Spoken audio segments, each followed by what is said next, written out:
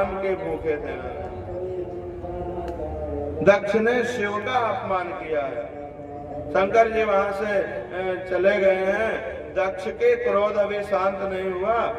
दक्ष ने कहा एक यज्ञ मैं करना चाहता हूँ और उस यज्ञ में विशाल यज्ञ करके सभी को बुलाया जाएगा। उस यज्ञ में शिव को आमंत्रित नहीं किया जाएगा और इसके बाद ये नियम बन जाएगा कि यज्ञ में शिव जी का आवाहन नहीं करना। अब तो नारायण उसने यज्ञ करनी शुरू की। अब यज्ञ तो होते हैं विश्व कल्याण के लिए और उसने यज्ञ किया काहे लिए? शंकर जी का अपमान करने के लिए। लोग यज्ञ पुत्रष्टि यज्ञ कराते हैं, अनेक कामनाओं का यज्ञ होता है, कोई नारायण यज्ञ कराते हैं, तो यज्ञ तो होता है सबके कल्याण के लिए। दक्ष ने यज्ञ क्यों किया? बोले शंकर जी का अपमान करने के लिए। परिणाम क्या हुआ? उसकी मूड़ी भी कट गई और रोने वाला कोई नहीं बचा। तो यज्ञ से बड़ा कोई मित्र नहीं है, यज्ञ से बड़ा कोई शत्रु भी नहीं है। यज्ञ विधि पूर्वक हो, यज्ञ में समस्त शुद्धियां हो नारायण, तो यज्ञ सद्या फलदायी होता है, कल्याण करने वाला होता है। दक्ष प्रजापति ने यज्ञ किया है, यज्ञ में शिव को बुलाया नहीं है। भगवती सती को जब पता लगा है कि यज्ञ कर रहे हैं हमारे पिता और भगवान भोलेनाथ और हमारे पिता में दूरियां बन रही हैं, तो मन में विचार किया है पिता और पति दोनों को जोड़ने में, दोनों परिवार को एक करने में, संबंधी बनाने में बिटिया ही सहयोगी होती है, वही माध्यम होती है। तो मेरे कारण ही इनका संबंध है, तो मैं ही अगर जा करके भ्रांतियां या जो भी आपस में मन मुटाव है उनको मैं दूर नहीं करूंगी तो और दूरी बढ़ेगी। तो वो शिव की बिना इच्छा के भी जाने को जिद करती हैं। शंकर जी वहां से लौट करके आए हैं तो आते ही तुरंत ये नहीं बताया कि तुम्हारे पिता ने हमको अपमानित किया है, अपशब्द कहे हैं, लड़ाई हुई है, ये नहीं कहा। कहूंगा तो पिता का पति का झगड़ा हुआ है जान करके ये सती दुखी होंगी। तो घर गृहस्थी बढ़िया चल रही है और कहे को मन मुटाव करके जो है बीच में हम, तो शंकर जी कुछ बताए नहीं है ना, शांत रहे। आज जब सती जाने की जिद करती हैं तो शंकर जी ने बताया देखो देवी, तुम्हारे पिताजी जो यज्ञ कर रहे हैं वो यज्ञ सिर्फ हमारे अपमान के लिए कर रहे हैं और वो इसलिए कर रहे हैं कि मैं उनके आने पर उठ के खड़ा नहीं हुआ, उनका आदर नहीं किया। सती ने सोचा पिता पति की जो मन की दूरी है मैं जाके मिटा दूंगी। तो वो बिना भगवान शिव की इच्छा के भी नारायण चल दी हैं। जब जाने ही लगी हैं, शंकर जी ने देखा मानेगी नहीं तो उन्होंने नंदी भेज दिया।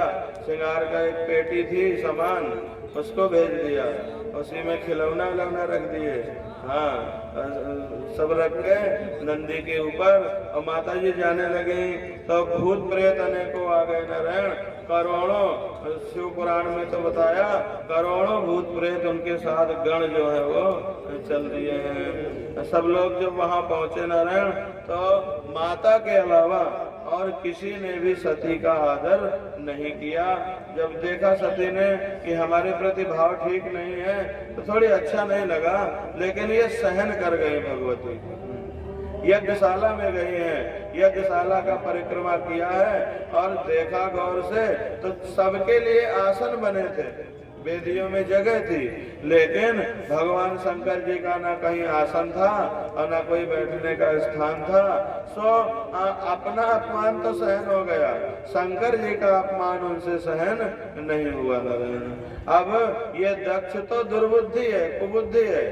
जो शिव से अनुराग ना करे नारायण वही कुबुद्धि है।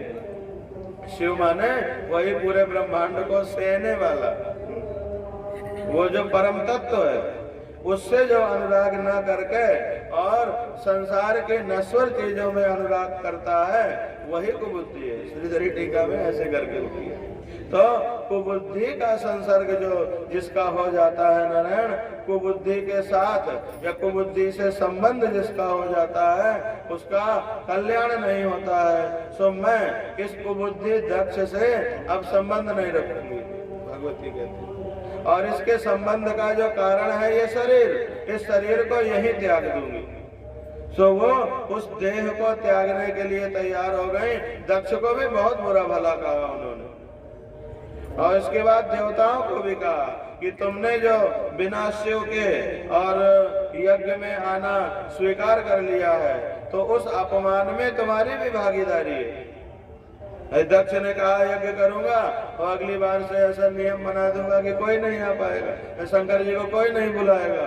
तो तुम भी उस कार्य में संलग्न थे, तुम सबको उसका दंड मिलेगा। ऐसा कह के योगाग्नि से अपने शरीर को नारायण वहीं दग्ध कर दिया। फिर तो भूतों प्रेतों ने सती के शरीर जल जाने की खबर सुन करके यज्ञशाला में आक्रमण कर दिया नारायण। किंतु भृगु आचार्य थे, उन्होंने मंत्र पढ़ करके और वहां से सबको मंत्र शक्ति से भूत प्रेतों को मारा। जो काम 1000 आदमी न कर पावे वो एक यंत्र कर देता है, यंत्र। और जो काम हजारों यंत्रों से नहीं हो सकता वो काम एक मंत्र से हो जाता है। जहाँ ये मंत्र 1000 आदमी का काम एक यंत्र कर सकता है, मशीनें खुद देख रहे हो। और जो काम यंत्रों से भी संभव नहीं है वो काम जो है नारायण मंत्र किया करते हैं। सो मंत्रों के बल से वो करोड़ों करोड़ों जीवात्माओं को उन्होंने, भूत प्रेतों को वहां से भगा दिया। अब तो नारद जी जानते थे, नारद जी की शिष्या हैं सती पार्वती। तो नारद जी को सती का देह त्याग करना वो अच्छा नहीं लगा। दौड़ करके शंकर जी के पास गए और थोड़ी नून मिर्च और मिला के अपनी तरफ से बता दिया नारायण। अब तो शंकर जी को जब सती के विछोह का स्मरण हुआ तो उन्होंने अपनी जटा उखाड़ी और भूमि पर पटक दी। उससे वीरभद्र प्रकट हुए। वीरभद्र शिव का अंश ही है नारायण। वीरभद्र प्रकट हुए नारायण और प्रकट होकर के उन्होंने शंकर जी की परिक्रमा करी। पूछा हमारे लिए क्या आदेश है? तो बताया कि तुम जाके दक्ष की बुद्धि ठिकाने लगाओ, उसके यज्ञ को नष्ट कर दो। अब तो नारायण वहां से चले। मारने के लिए शंकर जी ने नहीं कहा था कि मार डालना। हाँ, ये थोड़ी ससुर होने का प्रेम फिरो था शंकर जी ने। लेकिन वीरभद्र वहां से अब मारने से रोका भी नहीं था। वीरभद्र वहां से चले अपने साथ 10 करोड़ गण लेकर के, और करोड़ों गण भूत प्रेत वहां से लौट रहे थे और हर हर महादेव करते सब दक्ष के यज्ञ में पहुंच गए। और सब भूत प्रेत यज्ञशाला के अंदर घुस गए नारायण। मलमूत्र उड़ेल दिया, यज्ञ वेदियां सब उखाड़ दी नारायण। अग्नि बुझा दिया, यज्ञशाला में आग लगा दी। जो आचार पंडित भागने लगे तो उनको भी पकड़ पकड़ के दंडित किया। तुम सब इतने बड़े बड़े विद्वान होकर के और ऐसे यज्ञ में शामिल हुए हो जो यज्ञ शिव का अपमान करने के लिए हो रही है। जिस यज्ञ में विश्व का कल्याण नहीं छिपा है, जिस यज्ञ में किसी का भी हित नहीं छिपा है, जिस यज्ञ का उद्देश्य ही है शिव को बहिष्कृत करना। अरे मूर्खों, शिव बहिष्कृत हो गए यदि तो जगत में बचेगा क्या? शरीर से आत्मा निकाल दी जाए अगर तो फिर शरीर में बचेगा क्या? तो शिव को बहिष्कृत करने की बात करते हो। तुम सबकी बुद्धि ठिकाने लगाने के लिए धुलाई करनी पड़ेगी। सो नारायण पीटना शुरू कर दिया। किसी की आंख फोड़ी, किसी का हाथ तोड़ा, किसी के पांव तोड़ दिया, किसी के दांत तोड़ दिए। ऐसे ऐसे करके जो यज्ञ में सम्मिलित थे देवताओं को भी और यज्ञकर्ताओं को भी नारायण सभी को यथोचित दंड दिया गया। और इसके बाद देवता सब ब्रह्मा जी के पास कराते हुए गए। हम क्या करें ब्रह्मदेव?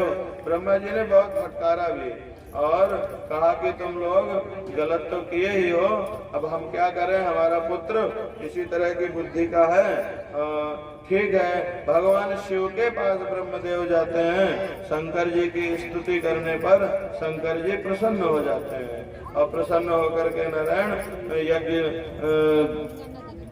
देवताओं को यथोचित संतुष्ट करके और फिर यज्ञ को पूरा करने के बहाने दक्ष को भी जीवित कर देते हैं। प्रसन्न होकर के नारायण दक्ष के सर को कहते हैं लाओ जोड़ दें, तो दक्ष का सर वो तो यज्ञशाला में डाल दिया था, जल के भस्म हो गया था, तो उन्होंने बकरे का सर दक्ष के लगाया है नारायण। जो बहुत क्रोध करते हैं ना, वो बहुत क्रोध करने वाले जो लोग होते हैं उनके क्रोध की पूर्ति सांप बन के होती है। क्रोध अगर बढ़ता ही जाए, समय पे क्रोध को जीत लो और नहीं तो क्रोध तुम्हें किस संसार में ले जाएगा, वो एक दिन सांप बना देगा। क्रोध की तृप्ति सांप बन के होती है। और नारायण जो बहुत मांस भोजी लोग हैं, जीव हैं, मांस खान भोजी लोग, उनकी तृप्ति वो जब शेर बनेंगे, बाघ बनेंगे, तब जाके उनका क्रोध नारायण, उनका मांस खाने का स्वभाव जो है वो जाएगा। जो मदिरा इत्यादि पान करने के बहुत आदि हैं, तृप्त ही नहीं होते, तृप्त ही नहीं होते, वो असुर बनेंगे भयंकर, तब जाके उनकी तृप्ति हो पाती है।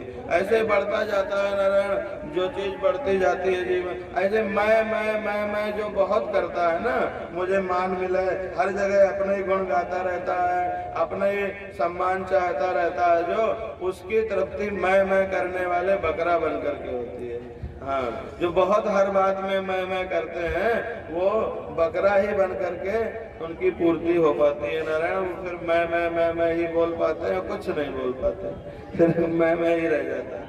तो दक्ष प्रजापति के सर में वो बकरे का सर लगा दिया गया नारायण। इसलिए ज्यादा मैं नहीं करना चाहिए, ये इस कथा से शिक्षा लेनी है।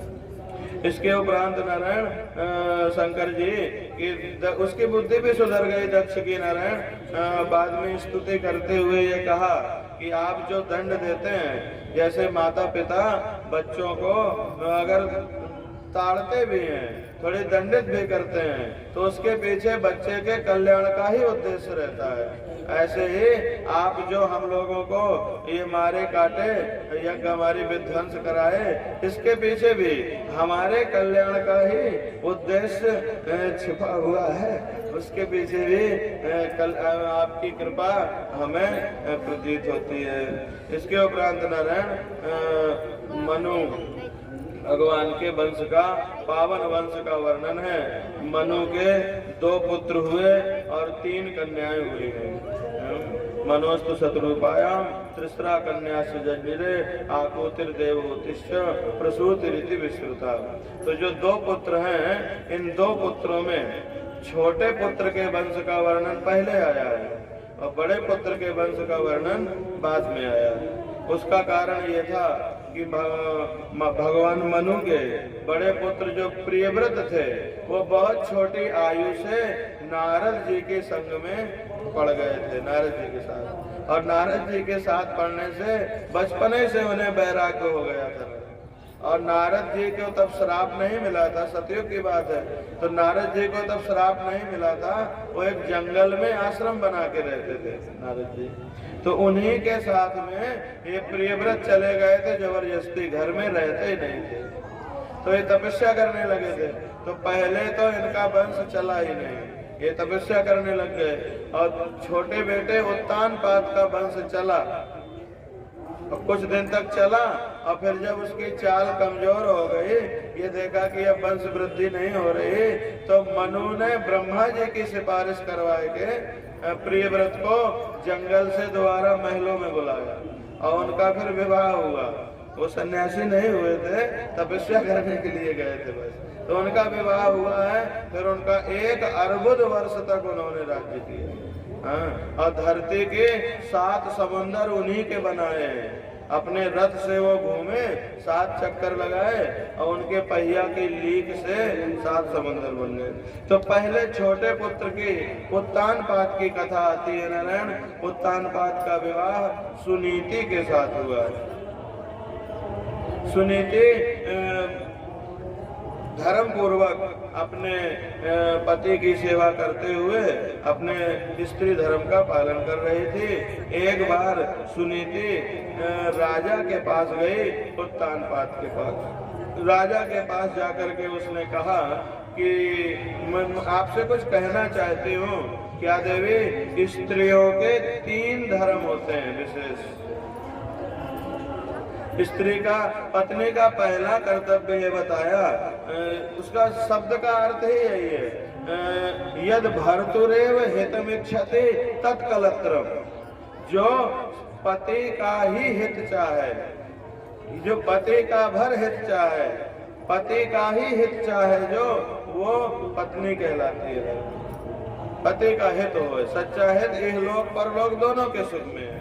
यद भर्तुरेव हितमिच्छति, जो सिर्फ अपने पति का हित चाहती है, पति के हित के लिए स्वयं को दुख मिले तो वो सह लेती है। पति को सुख देने, सुविधा देने, उनके हित, उनके कल्याण के लिए स्वयं को भी जो दुखी कर ले नारायण, जो दुख उठाने में पीछे ना होए, तत्कलत्रम।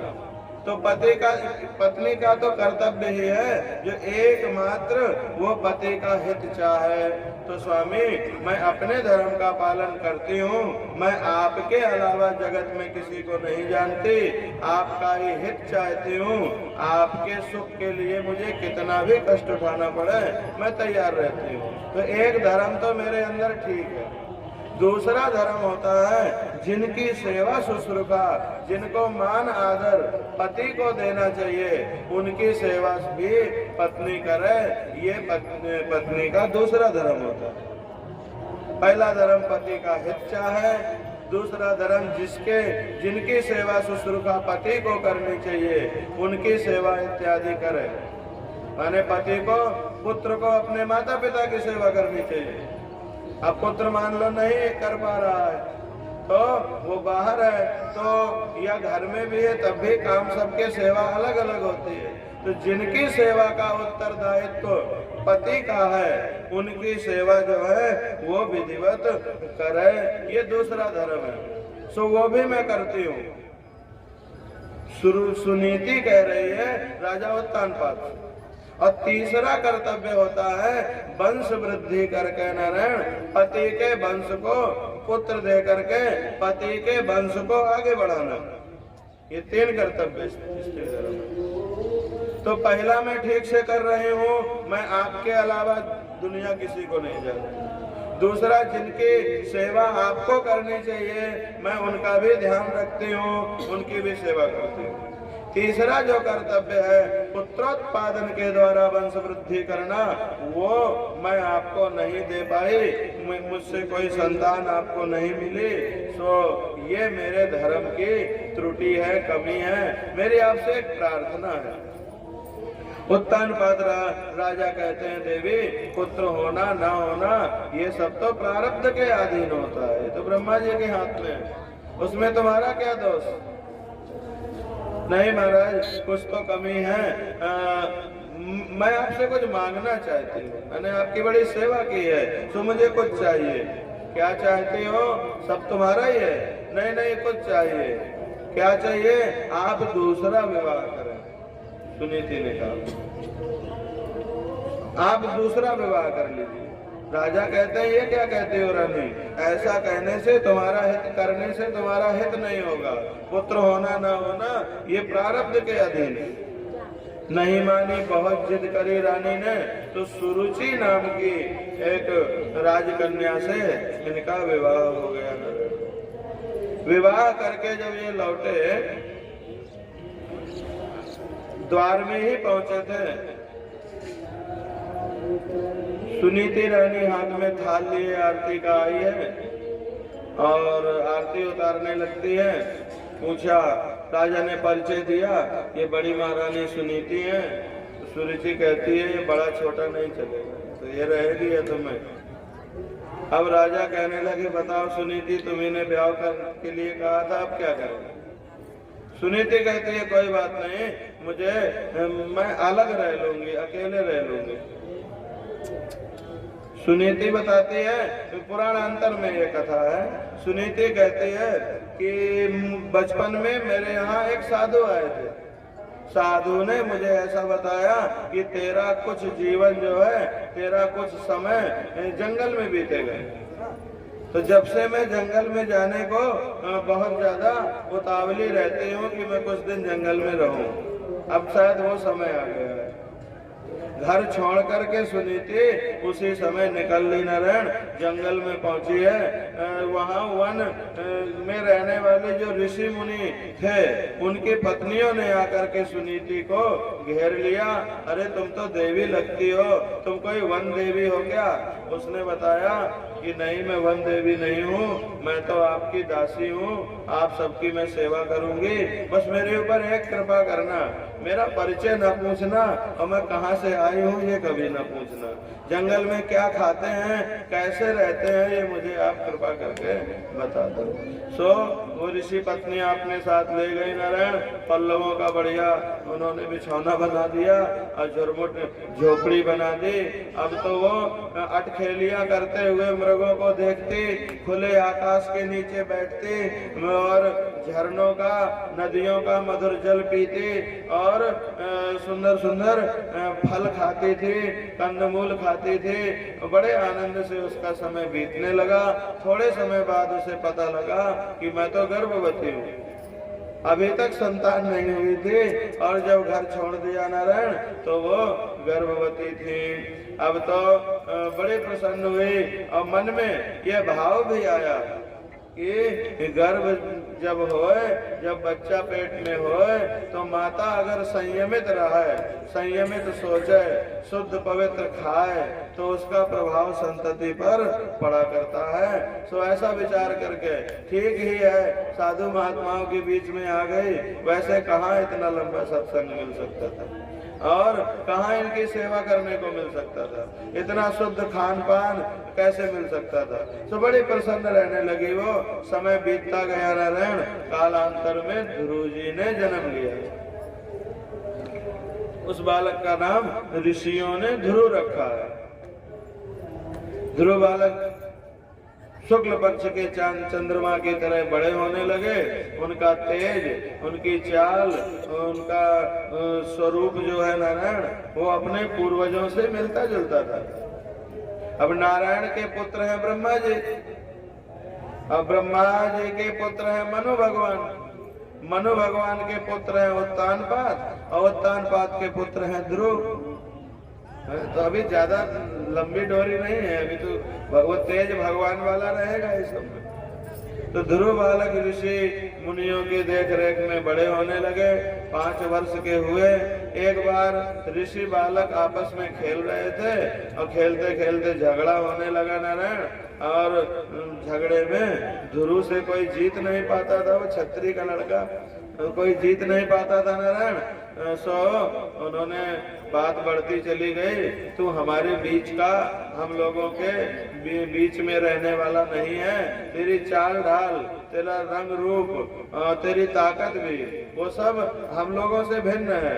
तो तेरे तो पिता का भी पता नहीं कि तू किसकी संतान है, किसका पुत्र है, तो हम लोगों के ब्राह्मणों के समाज का नहीं लगता है। अब तो नारायण वो अपनी माता के पास गया। ध्रुव बालक कहने लगा, माता जी ये बताओ, सबके बच्चे जो हैं वो अपने अपने पिता की गोद में खेलते हैं, उनके पिता उन्हें अपने कंधों में बिठा के और घुमाते हैं, ले जाते हैं यहाँ वहाँ। हमारे पिता कौन है, हमें कौन ले जाएगा, हम किसकी गोद में बैठेंगे, ऐसा नारायण पूछा। अब तो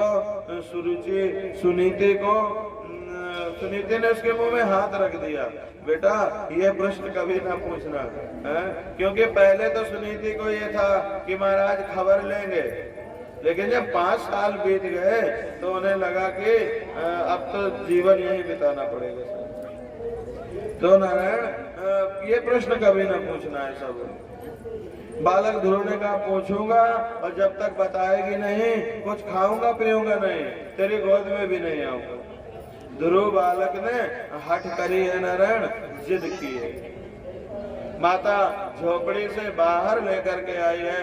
नगर में राजधानी का जो झंडा था बहुत ऊंचे लगा था, झंडे की तरफ इशारा करके पूछा है, ये झंडा देख रहे हो बेटा? बोले हाँ। ये किसका है जानते हो? हाँ माता जी, ये महाराज उत्तानपाद की राजधानी में राजमहल के ऊपर लगा हुआ झंडा है। तो बोले इस झंडे का जो मालिक है ना वही तेरा पिता है।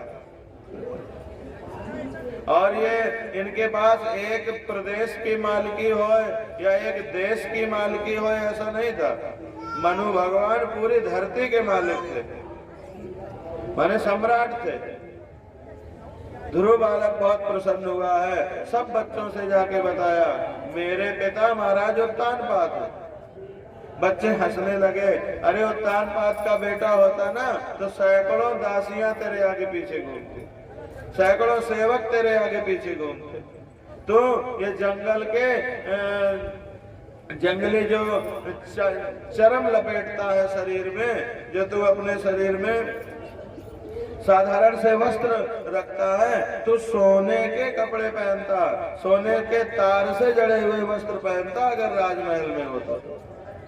अब तो नारायण ध्रुव के मन में भी वो रेशमी सुनहले कपड़ा पहनने की इच्छा होने लगी, पिता के गोद में बैठने की इच्छा होने लगी, राजमहल में जाके अपना अधिकार मांगने की इच्छा होने लगी। ये ध्रुव बालक पिछले जन्म में ब्राह्मण थे, इन्होंने बहुत तपस्या की थी, इन्हें मोक्ष मिलने ही वाला था। हाँ, कि एक राजा रानी को देखा उन्होंने, सोने के सिंहासन में बैठे महाराजा और उनके बगल में बैठी हुई सुंदर सी रानी। तो ब्राह्मण देवता के भी मन में आया कि हमारे भी रानी होती, हमारे भी राज्य होता तो कितना अच्छा होता। अब रहे बड़े तपस्वी, तो गुरुजी तो हमरे कहते थे कि ब्राह्मण का धन केवल इच्छा कुछ लोग कहते हैं ब्राह्मण का धन केवल भिक्षा। इस बात का हमें खंडन नहीं करना है, लेकिन गुरुजी हमारे कहते थे कि बेटा ये ब्राह्मण का धन केवल भिक्षा वाली बात तो मत पकड़ना। अगर ब्राह्मण ठीक ठीक अपने स्थान में है तो ब्राह्मण का धन केवल इच्छा है। तपस्वी है अगर तो वो जो जो सोचता जाएगा, यम यम चिंतयते कामम तम तम प्राप्नोति निश्चितम। ब्राह्मण का धन केवल इच्छा। उस ब्राह्मण के मन में इच्छा हुई है कि मैं भी सोने के सिंहासन में बैठता, मेरे पास भी रानी होती, तो दूसरे जन्म में वही महात्मा ध्रुव बने। वो तपस्या करके मोक्ष पाने लायक हो गए थे, लेकिन एक अंत में इच्छा हो गई तो ध्रुव बने। तो ध्रुव ऋषि मुनियों के ही संग में पले हैं, उत्तम संस्कारों ने मिले हैं। ध्रुव बालक राजधानी पहुंचे हैं। माता ने कई बार मना किया था, बेटा वहां कभी जाना नहीं, वहां तुझे मान नहीं मिलेगा, आदर नहीं मिलेगा। महाराज ने आज तक मेरी खबर ली नहीं, मैंने उनकी बड़ी सेवा करी। अरे नौकरों की भी लोग खबर ले लेते हैं कि वो कैसे हैं, और मैं तो उनकी पत्नी थी, आज तक उन्होंने मेरी खबर नहीं ली, मैं कहाँ हूँ कैसे हूँ। मुझे तो वो दासी के बराबर भी मान नहीं दिए। वहां कभी जाना मत। ध्रुव ने जिद करी थी जाऊंगा, तो बोले अगर कभी जाना तो सबको अभिवादन करना, सबको प्रणाम करना। वहां सब तुझसे बड़े हैं, तो सबसे छोटा है, सभी को आदर करना। एक दिन ध्रुव बालक ऋषि बालकों के साथ राजधानी की तरफ जाने लगे। आज चलो राजधानी चले, हम तुम्हें अपने पिताजी से मिला। सबको लेकर के चले। जाते समय बोले राजा को पिताजी को खाली हाथ कैसे मिले, तो जंगल से छोटे छोटे हाथों में थोड़े से फल तोड़ लिए, मुट्ठी में थोड़े से फल लेकर के ध्रुव बालक पिता से मिलने गए। जब राजनगर के राजधानी के नगर के द्वार में पहुंचे हैं। द्वार में जो चौकीदार था उसको अभिवादन किया। माता ने कहा था जो कोई मिले उसे प्रणाम करना। सो चौकीदार को प्रणाम किया है। उसने कहा ये देखने में नाक नक्शा तो बिल्कुल महाराज जैसा लगता है इसका, और देखो तो कैसा संस्कार है, मुझे प्रणाम करता है। अंदर जाने से रोका नहीं किसी ने, अंदर जाने दिया। सुनीति वो है नारायण जो अपने पुत्रों को धर्म सिखावे, अंदर जाने से रोका नहीं। अंदर चले गए, अंदर राजधानी में पहुंच, जहाँ राज दरबार लगा था वहां पहुंच गए हैं। राज दरबार में देखा है कि सुरुचि बैठी हुई है महाराज के सिंहासन के बगल में। एक बालक और बैठा हुआ है महाराज की गोद में। महाराज की गोद में एक बालक को बैठे देख के ध्रुव के मन में भी गोद में बैठने की इच्छा हुई। पिता और पुत्र का आत्मीय संबंध होता है। ध्रुव जैसे पहली बार महाराज उत्तानपाद को देखे हैं, दौड़ करके भागे उनकी तरफ, जैसे उनके पांव में पंख लग गए हों। कुछ समझ नहीं आया क्या हुआ।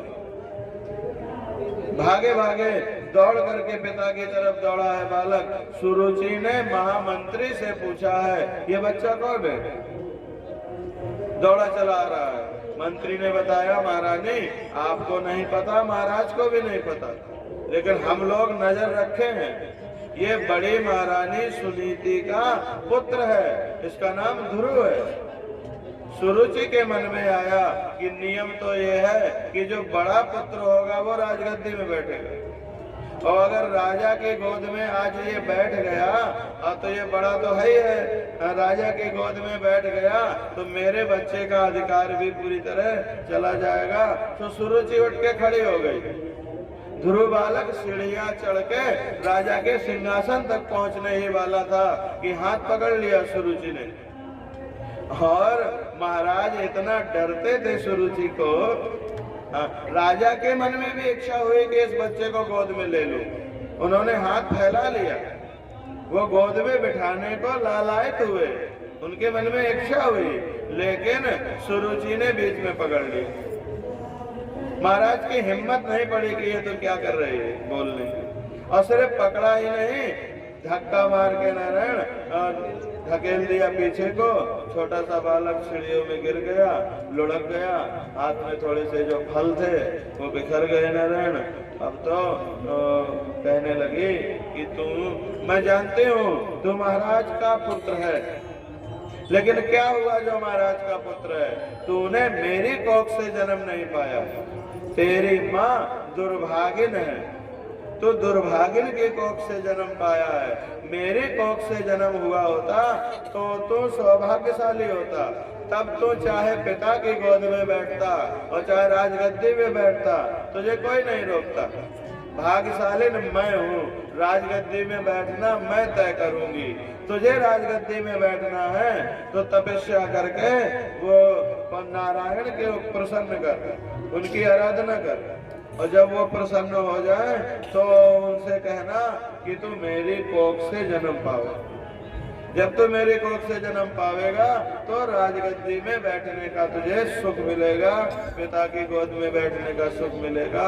ध्रुव बालक तो नारायण जैसे सांप को किसी ने डंडे से ठोकर मार दी हो, ऐसे क्रोध में भर गए और बड़े दुखी हुए, वहां से चले गए। जीव के पास जब भी भजनानंद आता है सुरुचि बाधा उत्पन्न करती है। ध्रुव अविनाशी ब्रह्मानंद का स्वरूप है। जीव जब ब्रह्मानंद की ओर जाता है तो सुरुचि विघ्न उपस्थित करती है।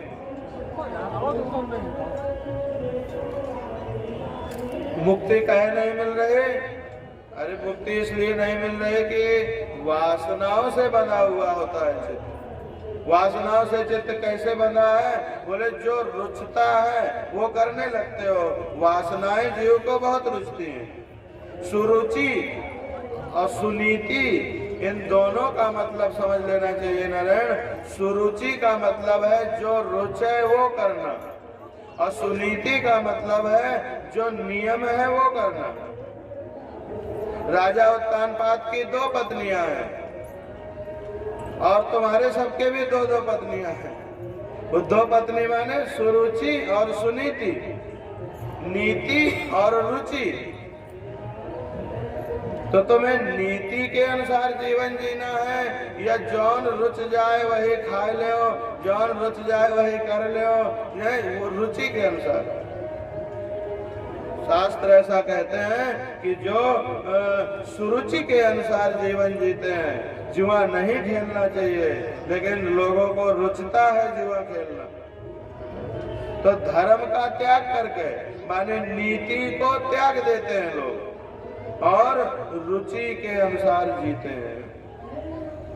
तो जीवन में जब भी भजनानंद आता है, ये सुरुचि बाधा उत्पन्न करती है। ध्रुव अविनाशी ब्रह्मानंद स्वरूप है ब्रह्मानंद का। जीव जब ब्रह्मानंद की ओर जाता है तो ये रुचि सुरुचि ये विघ्न उपस्थित करती है।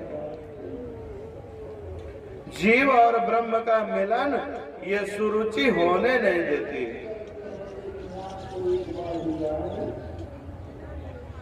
जिसको नीति से प्रेम नहीं है, जिसको इंद्रियों की वासना से प्रेम है, ऐसे राजा है उत्तानपाद।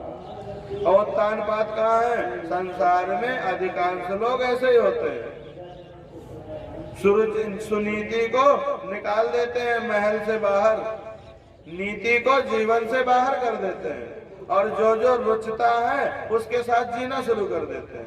यही तो राजा ने किया।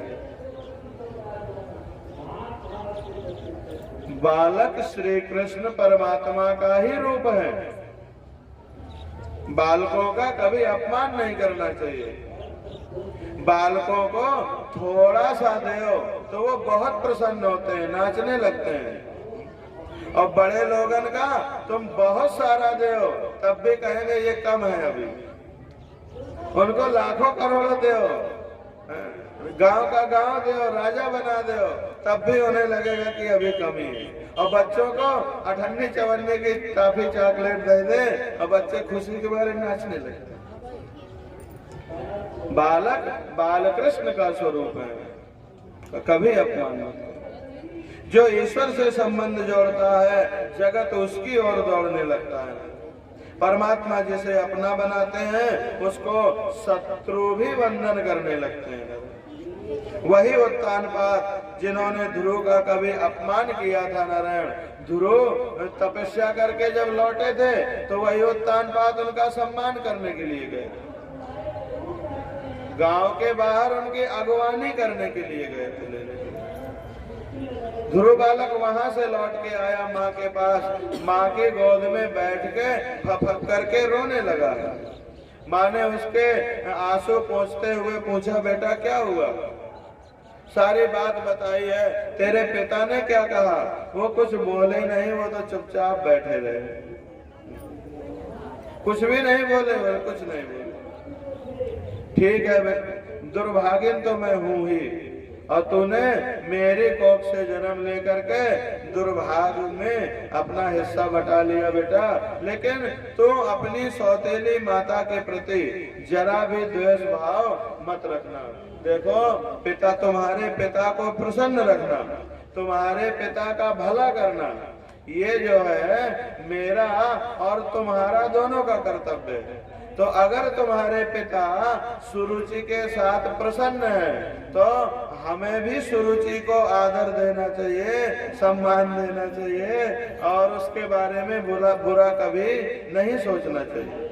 तेरी माँ ने अगर तुझे कुछ कहा भी है तो उसकी बातों में ध्यान दे और उसकी बातों का बिल्कुल बुरा मत मान, उसके प्रति बुरा भाव मत रख। तेरी माँ ने जो कहा है, तपसाराध्य पुरुषम, तपस्या कर और परम पुरुष नारायण की आराधना कर। यहाँ तक तो अच्छी बात कही थी, लेकिन इसके बाद उसने कहा कि उन्हीं के अनुग्रह से जब वो प्रसन्न हो जाए तो तू अपनी मृत्यु मांगना और दोबारा मेरी कोख से जन्म मांगना। तब राजगद्दी में बैठने को मिलेगा। ये गलत बात बोली थी। तो वही बात सुरुचि कहती है तो बुरा लगता है, और वही बात सुनीति कह रही है, बेटा अब तो तपस्या कर, और तपस्या करके उन्हीं परम पुरुष की आराधना कर। लेकिन पीछे की बात बदल दी। कहा था गर्भितम साधयात्मानम यदीक्षस निर्पासनम, मेरे गर्भ में आने को मांगना अगर राजा का सिंहासन चाहता। तो बोली बेटा तो तेरी जो माँ ने कहा है तो वही कर, लेकिन किसी मरण धर्मा पिता की गोद में बैठने के लिए मत करना, किसी छोटे छोटे पद के सिंहासन में बैठने के लिए तपस्या न करना। तुझे तपस्या करनी है परम पिता की गोद में बैठने के लिए, तो तपस्या कर परम पद में बैठने के लिए। ध्रुव से बड़ा किसी का पद नहीं है, किसी का, ब्रह्मा का भी नहीं। उन्होंने कहा हम तुम्हें वो पद देंगे, भगवान कहते हैं, जो ना तुम्हारे बाप को मिला है और ना उनके बाप को मिला है और ना उनके भी बाप को मिला है, वो पद देंगे। तो तुम्हें तपस्या करनी है, किसी छोटे से राज्य के लिए नहीं करनी है, परम पद के लिए करनी है। किसी मरण धर्मा पिता की गोद में बैठने के लिए नहीं, परम पिता की गोद में बैठने के लिए। माता को प्रणाम करके ध्रुव बालक उसी समय चल रही है। जंगल में पहुंचे हैं तो भगवान नारायण ने देखा कि मेरे लिए ये छोटा सा बच्चा, जो उम्र माता के साथ रहने की है, जिस उम्र में बच्चे माता को त्याग ही नहीं सकते, जिस उम्र में बच्चे माता को और खिलौनों को पकड़े रहते हैं, उस आयु में ध्रुव ने माँ को भी छोड़ा और खिलौना भी छोड़े और खेल भी छोड़ा और भगवान को प्राप्त किया। तो ध्रुव बालक प्रणाम करके माता को जाने लगे तो सुनीति का हृदय रोने लगा। मेरा नन्हा सा बालक बहुत कोमल अंग है, ये जंगल में जाएगा, अकेला रहेगा। बहुत दुख हुआ है माता को, लेकिन फिर एक भरोसा था, मेरा बेटा भगवान के लिए घर छोड़ा है, भगवान के लिए घर छोड़ा है, इसलिए भगवान उसकी रक्षा करेंगे। वो तो सब जगह है, वो तो सर्वत्र है। यह मान करके माता का हृदय थोड़ा संतुष्ट हुआ है, प्रसन्न हुआ। बालक ध्रुव जंगल गया है। नारायण परमात्मा जो है नारायण, वो नारद जी को प्रेरित किए हैं। नारायण नारद ही है, नारायण का तीसरा अवतार नारद जी। तो नारद जी जंगल में ध्रुव के पास पहुंचे। गुरु खोजने से नहीं मिलते, अपनी पात्रता जितनी होती है पात्रता बना लो, गुरु अपने आप आके मिल जाते हैं। पात्रता गुरु को कौन खोज पाएगा? कितने लोग गुरु की परीक्षा करने की कोशिश करते हैं। अरे जो तुम्हारी कसौटी में खरा उतर जाए वो तुमसे तो छोटा ही होगा ना। जिसकी कसौटी तुम कर सको, जिसकी कसौटी की योग्यता तुम्हारे अंदर होगी, वो तुम्हारा गुरु कैसे बन पाएगा? गुरु नारायण खोजने से नहीं मिलते, अपनी पात्रता के अनुसार वो स्वयं आके मिलते हैं। नारद जी स्वयं ध्रुव के पास पहुंचे। बेटा ध्रुव कहाँ जाते हो? मैं जंगल जा रहा हूँ, मेरी सौतेली माँ ने मेरा अपमान किया है। नारद जी समझाते हैं बच्चों को मान अपमान में ध्यान नहीं देना चाहिए। और बेटा ध्रुव, ये मान अपमान सुख दुख जो है ये तो प्रारब्ध के अनुसार मिलते हैं। प्रारब्ध को ज्ञानी बुद्धिमान लोग प्रारब्ध को सुख पूर्वक भोग लेते हैं। जो भी आया जीवन में सो उसको हंसते हंसते काट लेते हैं। तो ये मान अपमान सुख दुख ये सब प्रारब्धाधीन होता है। इसके लिए परमात्मा को हर स्थिति में धन्यवाद देना चाहिए। अगर तुझे तेरी माँ ने अपमानित किया है तो तू दुखी क्यों होता है? वो तेरा प्रारब्ध है। और इसलिए प्रारब्ध भोग में संतुष्ट रहना चाहिए। सुख मिले तो, दुख मिले तो, जिस परमात्मा ने इतना सुख दिया है, अगर थोड़ा सा दुख भी वो दे रहे हैं, जिन्होंने ये जीवन दिया है नारायण, जिन्होंने जन्म दिया है, अगर वो मौत भी दे तो उससे क्या दुखी होना। जिन्होंने बहुत सुख दिए हैं वो अगर दुख भी देते हैं नारायण, तो उससे झगड़ा नहीं करना चाहिए भगवान से। हाँ, कितने लोग तो पूजा ही बंद कर देते हैं। तो ऐसा नहीं, जो परमात्मा जीवन देने वाले हैं वो मृत्यु भी दे नारायण। तो जिस तरह हम जीवन को प्रसन्नता से स्वीकार करते हैं, ऐसे मृत्यु को भी, उनके निर्णय को स्वीकार करना चाहिए। तो ध्रुव बालक को जब ये बात बताई तो ध्रुव ने कहा, देखो गुरुजी, आपकी जो ये बातें हैं, ये बातें कोनो बुद्धिमान मनई को बताओ तो उसको पल्ले पड़ेगी। ये बातें अच्छी हैं आपकी, मुझे अच्छी भी लग रही हैं, लेकिन हम तो ठहरे बच्चे, हमें ये सब कुछ समझ में आता नहीं है। हम तो सिंहासन में बैठने के लिए और नारायण माने परम पद को प्राप्त करने के लिए और परमात्मा को प्रसन्न करने के लिए तपस्या करने आए हैं। जब तक हम परमात्मा को नहीं प्राप्त कर लेंगे तब तक मैं लौट के जाऊंगा नहीं। नारद जी ने कहा, देखो बेटा, छोटे बच्चों का मान अपमान कुछ नहीं होता। कोई भी डांट देता है उठो, कोई भी कह देता है भागो, बच्चों को तो डांटते ही रहते हैं लोग। तो छोटे बच्चों को मान अपमान पकड़ के नहीं बैठना चाहिए। ध्रुव ने कहा कि नहीं नहीं, हम छोटे जरूर हैं लेकिन हैं क्षत्रिय, हम मान अपमान सहन नहीं कर पाते बिल्कुल। नारद जी भी परीक्षा ले रहे थे नारायण, उन्होंने उनको द्वादशाक्षर मंत्र का उपदेश दिया और तपस्या करने की विधि बताई नारायण, कैसे कैसे साधना करनी है, कैसे कैसे ध्यान करना है, ये भी बताया। जीव का कर्तव्य है नारायण, महीना भर रोज तो 24 घंटा भक्ति नहीं हो सकती, लेकिन कबो एक आध बार ऐसा करके देखना, बड़ा आनंद आएगा। एक दिन 2 दिन, या आज मैं दिन भर भगवान का नाम ही लूंगा, आज नाम की रट नहीं छोड़ूंगा, ऐसा करके देखना महीना में एक आध बार। तो एक दिन के ही लगातार जाप से प्रत्यक्ष आपको कई चीजें अनुभव में आने लगती है नारायण, ऐसा होता है। 6 दिन का द्वादशाक्षर मंत्र का लगातार कोई जाप कर ले तो आकाश में उड़ने वाले सिद्ध जो है उसको अपनी आंखों से दिखाई देने लगते हैं। हाँ, और ये नहीं है कि कलयुग में नहीं, सतयुग में ऐसा होता था, कोई करे तो ऐसे 9 दिन की साधना, 6 दिन की साधना, 5 दिन, उसके अलग अलग विधान होते हैं नारायण। तो नारद जी ने बताया है, मैं तुम्हें जो मंत्र दे रहा हूँ इसको वृद्धि क्रम से करना बेटा, और आहार धीरे धीरे कम करना। जितना आहार का शुरू में आहार रहा है, साधना थोड़ी सी रहा है, धीरे धीरे आहार कम होता जाए और साधना बढ़ती जाए नारायण। एकदम से आहार बंद करके साधना करोगे तब भी साधना में बहुत उन्नति नहीं हो पाएगी, और बहुत ज्यादा आहार लेकर के करोगे तब भी उन्नति नहीं हो पाएगी। तो आहार की मात्रा को धीरे धीरे कम करना चाहिए। हाँ, एकदम से आहार की मात्रा कम कर देने से फिर शरीर स्थिर नहीं रह पाता है। तो वृद्धि क्रम से तुम साधना करो, और ध्यान की विधि बता दी, और जंगल में कैसे पूजा करोगे ये भी बता दिया कि मिट्टी से ही भगवान बना लेना, बालू से ही भगवान बना लेना, और पेड़ पौधन की पत्ती ले आना, वहीं भोग लगाने को फल मिल जाएंगे, नदी में जल मिल जाएगा। सब विधि नारद जी ने बता दी।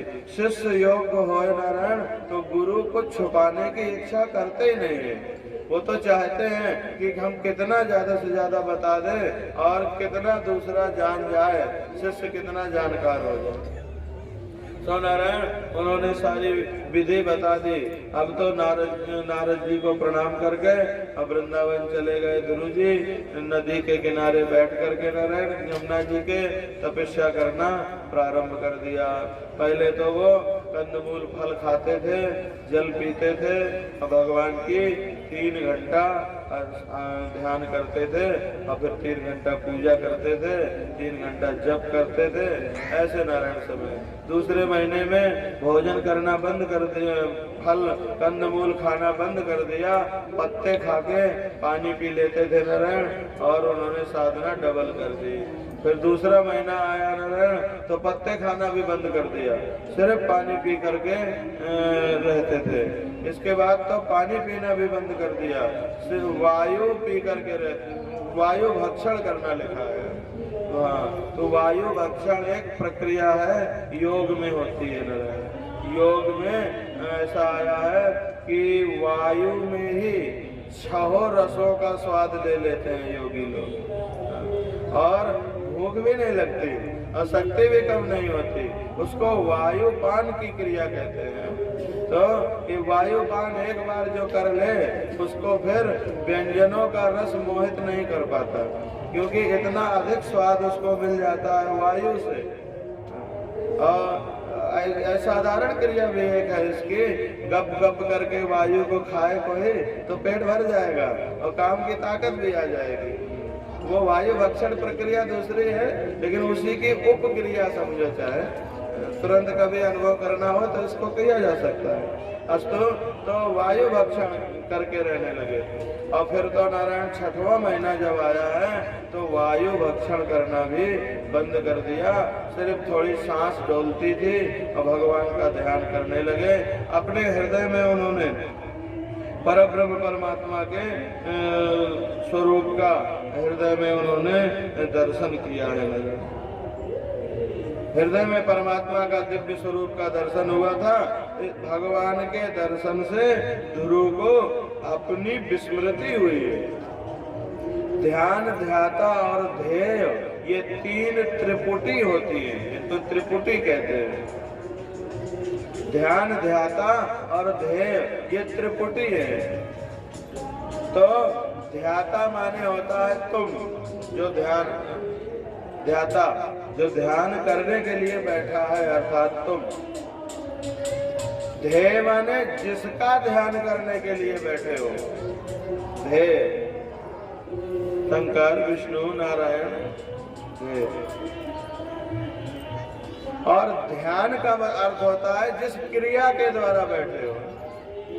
ध्यान माने जो कर रहे हो, ध्याता माने जो करने के लिए बैठा है, ध्येय माने जिसका कर रहे हो। ध्यान कब पक्का होता है?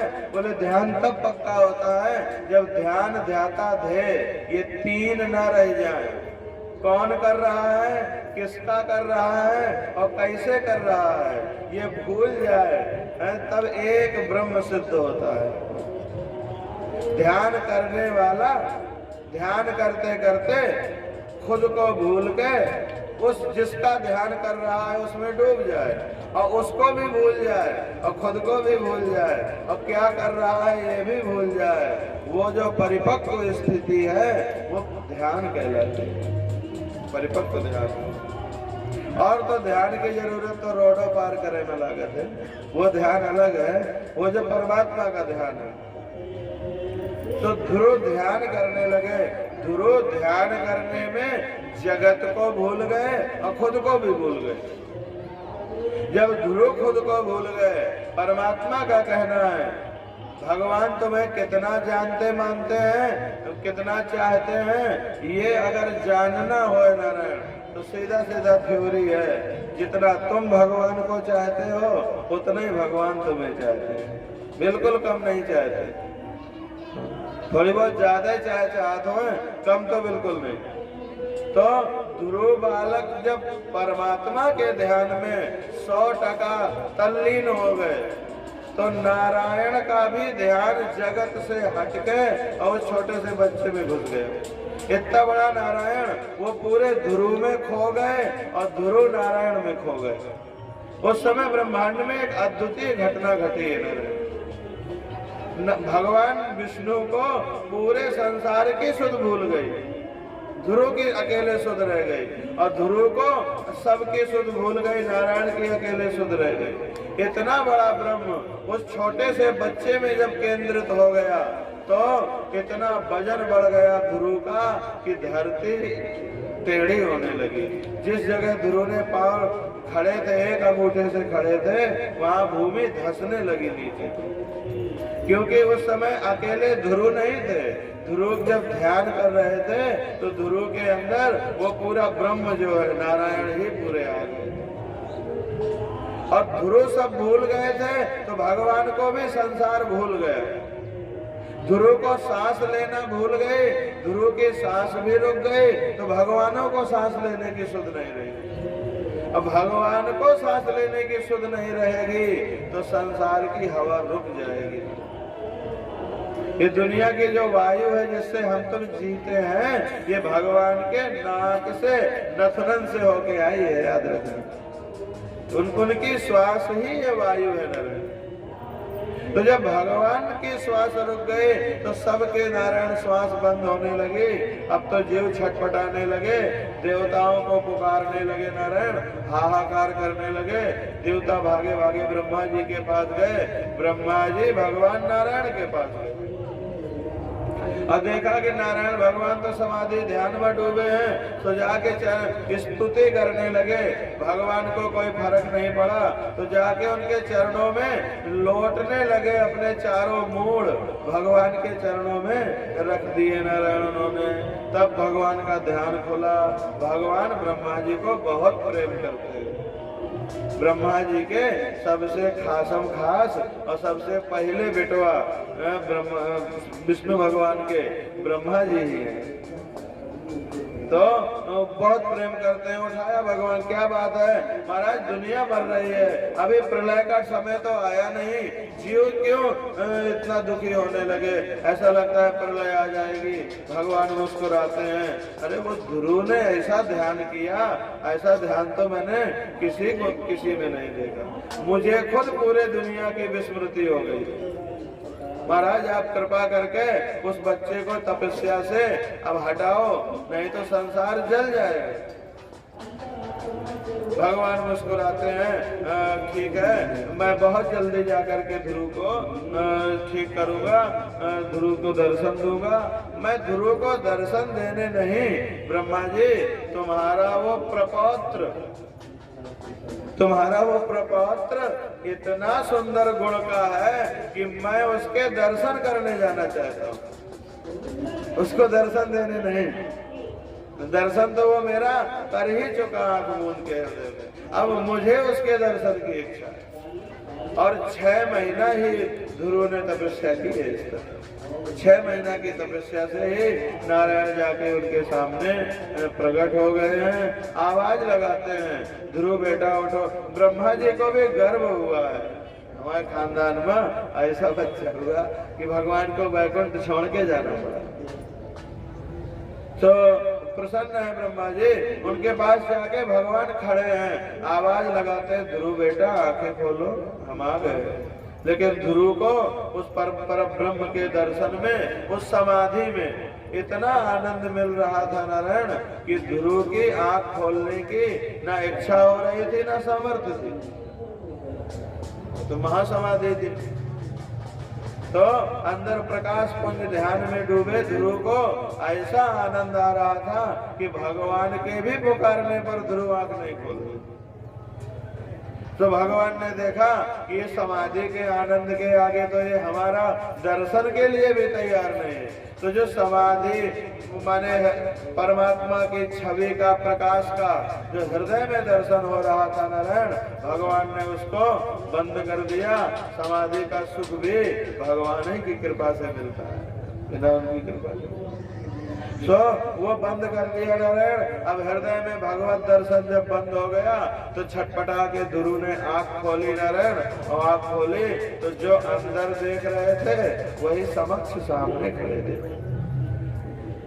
जो आनंद बिना आंख के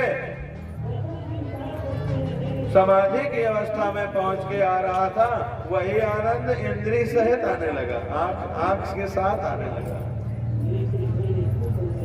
ध्रुव जी ने जो है भगवान को प्रणाम किया, प्रणाम करके चरणों में लोटपोट होने लगे। ध्रुव बालक उठ के खड़े हुए अपलक भगवान को निहारते हैं, भगवान अपलक ध्रुव को निहारते हैं। प्रेम में भर करके भगवान जो है चतुर्भुज नारायण को सामने देख के प्रेम में भर के भगवान ने ध्रुव के हृदय की बात जान ली। नारायण ध्रुव भगवान की कुछ स्तुति करना चाहते थे, उनकी कुछ मंत्रों से प्रार्थना करना चाहते थे, लेकिन पढ़े लिखे नहीं थे, कोई स्तुति आती नहीं है, छोटे से बच्चे हैं, क्या बोले। भगवान बहुत कुछ बोलने की इच्छा है, लेकिन ये शब्द नहीं चयन कर पा रहा है, तो भगवान ने जैसे छोटे बच्चों के गाल छू लेते हैं लोग, गाल सहला देते हैं, ऐसे भगवान ने ध्रुव के कपोलों को सहलाया है शंख से। अपने शंख से ध्रुव के कपोल का स्पर्श किया है, और उनके स्पर्श करते ही नारायण ब्रह्मांड में अधिक से अधिक जितना भी जानने योग्य ज्ञान है, जितना भी जाना जा सकता है नारायण, जितनी भी विद्याएं हो सकती हैं, वो उनके शंख के स्पर्श मात्र से ध्रुव बालक में प्रविष्ट हो गए।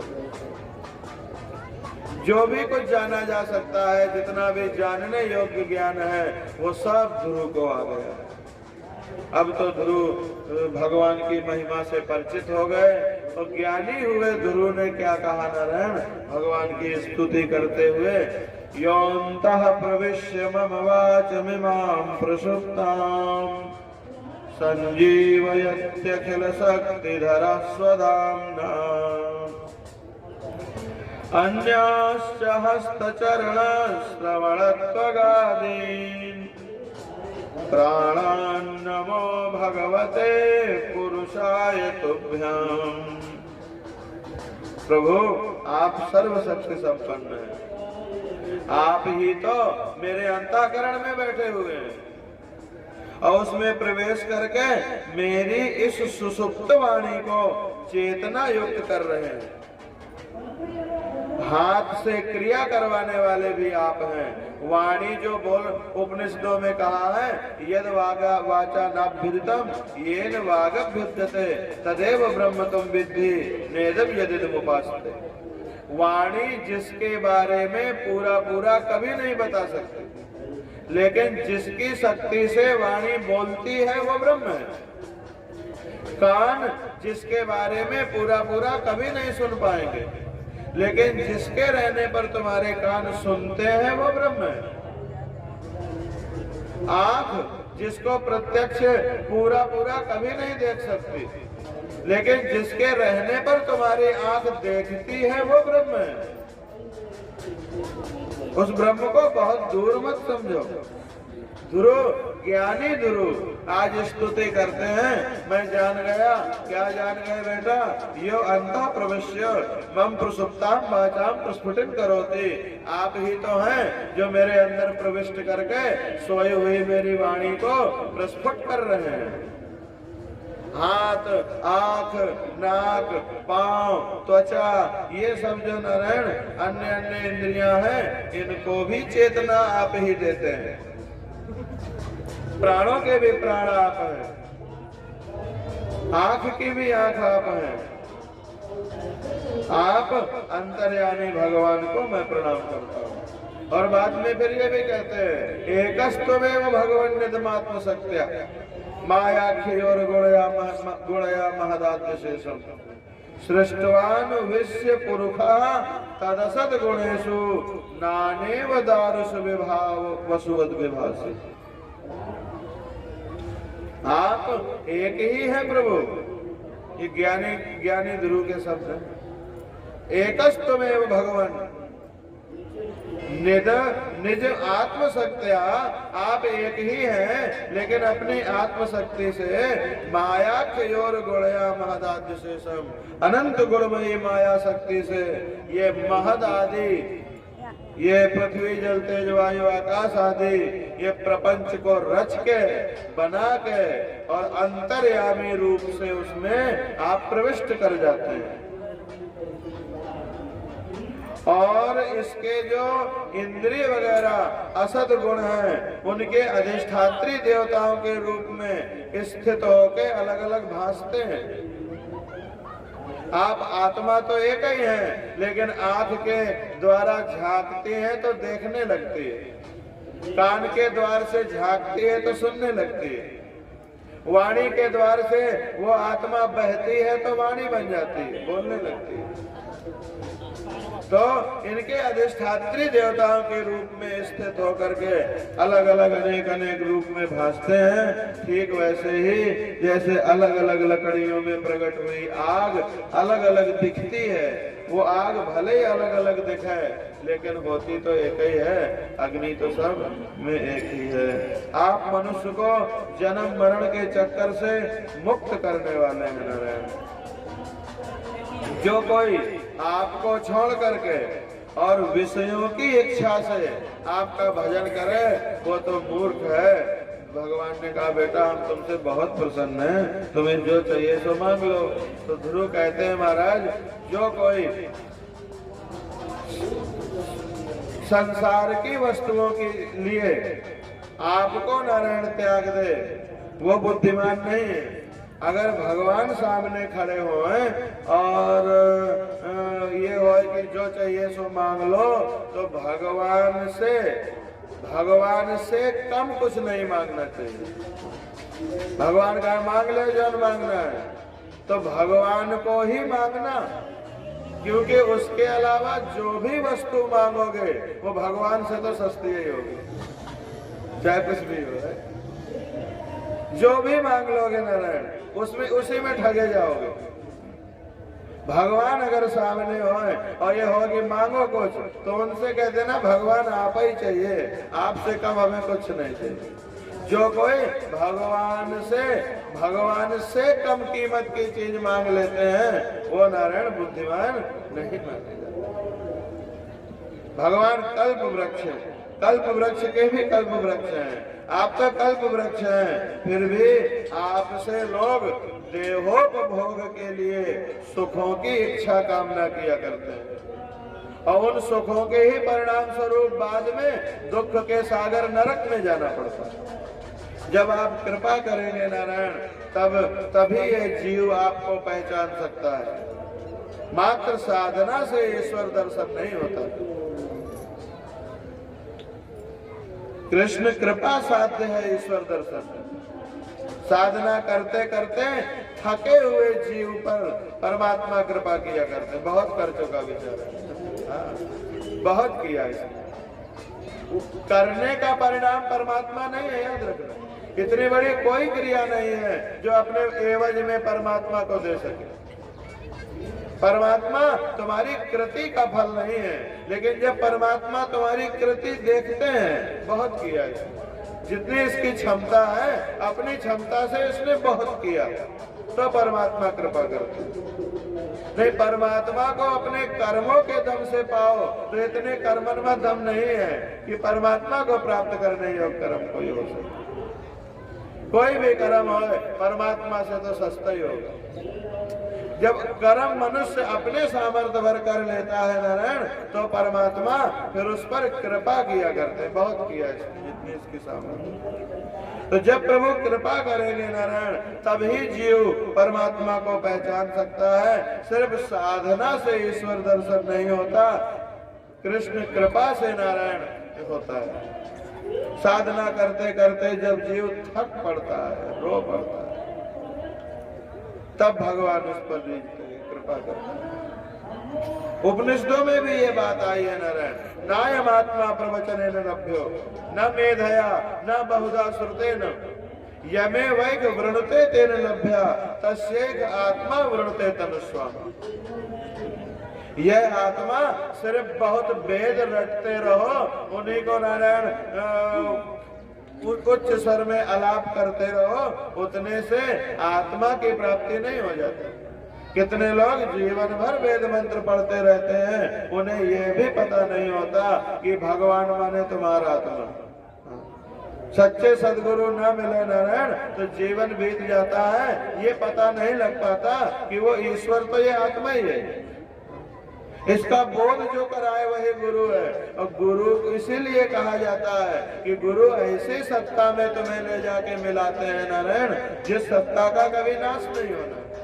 तो जो गुरु परमात्मा का दान करने वाले, ये आत्मा बहुत वेद पाठ करने से नहीं मिलती है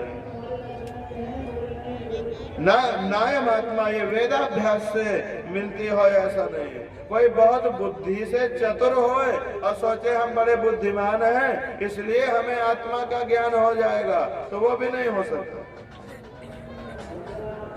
हमने बहुत शास्त्र पढ़ डाले हैं, हमें परमात्मा बोध हो गया हो जाएगा, उससे संभव नहीं है। न मेधया न बहुधा श्रुतेन यमे वैक वृणते तेन लभ्यः। जिसका वो वर्ण करता है नारायण, वो परमात्मा, वो परम ब्रह्म जिसका वर्ण करता है, या वो आत्मा ही जिसको चुनती है, ये मुक्त होने लायक है। आत्मा तो सबके अंदर बैठी है ना, सबके अंदर, तो वो आत्मा चुनती है कि ये जीव मुक्ति के लायक है, और जिसको चुनती है उसको जनवा देती है कि देख ये हूं मैं। सोई जाने जे हृदय जनाई, वो जनवा देती है तो सबके अंदर, लेकिन वो सबके कर्म देख रही है ना कि कौन कैसे कर्म का है, इसलिए वो सबको जनाई नहीं देते। जब वो कर्म देखते हैं नहीं नहीं ठीक है, तो वो धीरे धीरे अपना बोध हृदय में प्रकट करने लगते। जिसका वो वर्ण करती है वही उसको जान पाता है, उसी को इस आत्मा की प्राप्ति होती है। प्रभु ने ध्रुव से कहा मैं तेरी भक्ति से, मैं तेरे तप से बहुत प्रसन्न हूं, तू मुझसे जो चाहे सो मांग सकता है। ध्रुव ने कहा नारायण क्या मांगू और क्या ना मांगू ये मेरी समझ में नहीं आ रहा, मैं बहुत छोटा बच्चा हूँ, आपको जो भी प्रिय हो वही मुझे दो, आप मेरे लिए जो उचित समझे वो मुझे दो। ध्रुव जी से भगवान ने कहा तू कुछ कल्पों के लिए अपने राज्य का शासन कर, और उसके बाद में तुझे अपने धाम में ले चल। ध्रुव ने आशंका व्यक्त करते हुए कहा मुझे अपना पूर्व जन्म याद आ रहा है नारायण, मैंने पहले